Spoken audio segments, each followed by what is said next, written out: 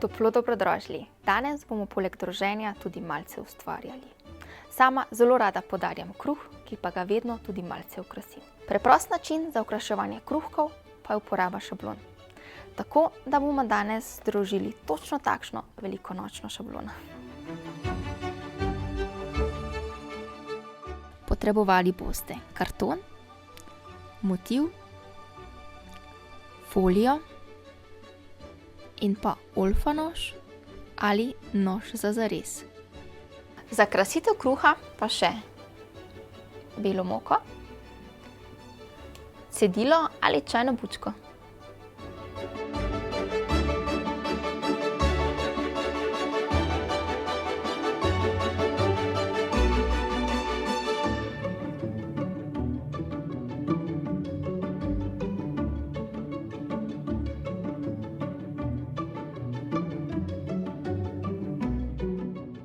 Testo nežno prekucnemo iz košarice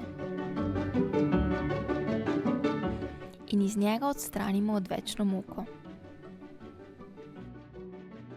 Šablono položimo na testo in jo posujemo z moko.